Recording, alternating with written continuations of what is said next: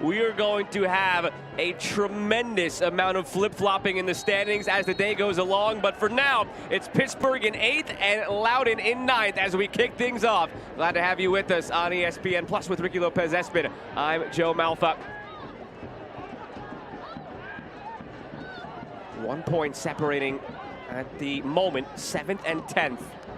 There is a very, very convoluted scenario in which the winner of today's game could possibly clinch a playoff spot. In the duration of this one here between Loudoun and Pittsburgh. McCabe goes short for Valot.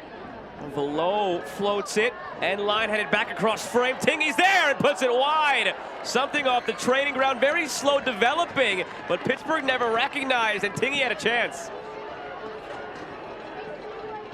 Talked about the importance of set pieces. Last time these two teams met, they split the points 1-1. Not a lot of opportunities. So when you do get the ability to whip the ball in a dangerous area, how effective can you be?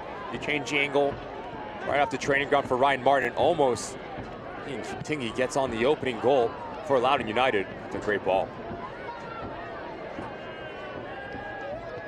Overlap comes up the right side into space, then across toward Kizza. Flag did stay down as Walty trying to play it through.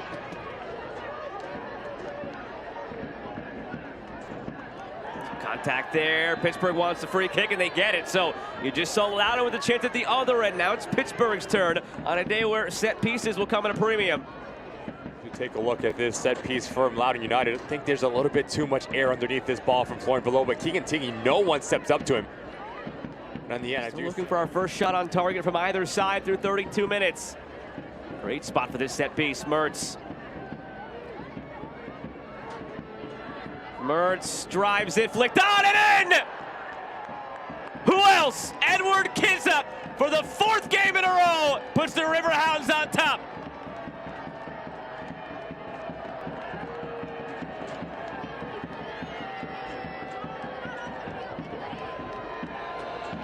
A game this tight, every decision matters.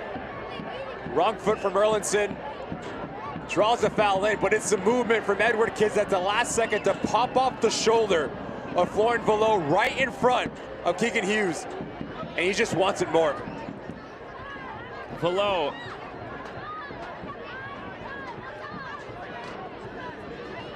Swerved in by Awuah. Didn't see too much of that in the first half from Loudoun.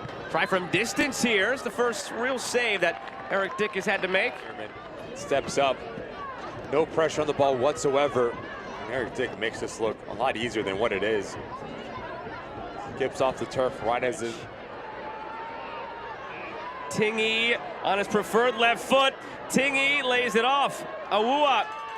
Kwame Awuah right at Eric Dick. Success when you start on one side of the field, you end on the other through your weak-sided midfield. Skundrich finds a nice little pocket of space, so the outlet is always going to be Keegan Tingey. No real. Edward Kizza feeds Blackstock.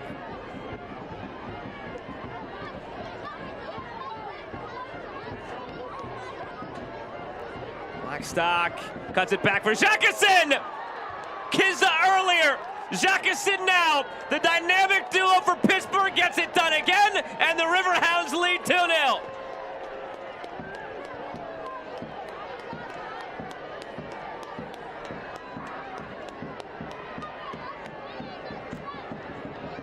Touch on them in the open, the ability to play off of each other. Watch the movement from Edward Kizza.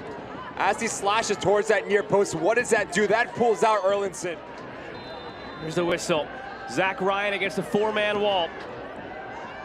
10 goals on the season, 6-game drought. Ryan almost broke the drought off the bar.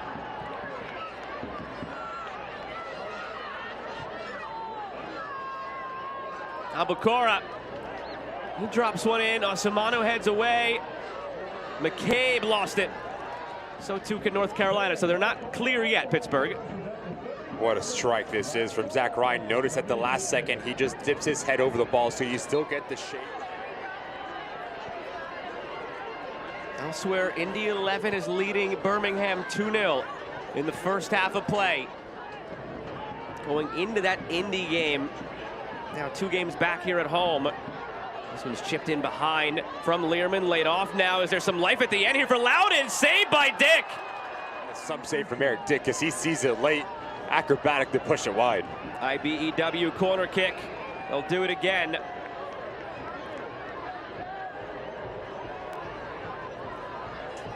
They've upped it to 6 minutes of stoppage time here, brought to you by Novak. Keeps you humming along. Another IBEW corner kick. High backspin.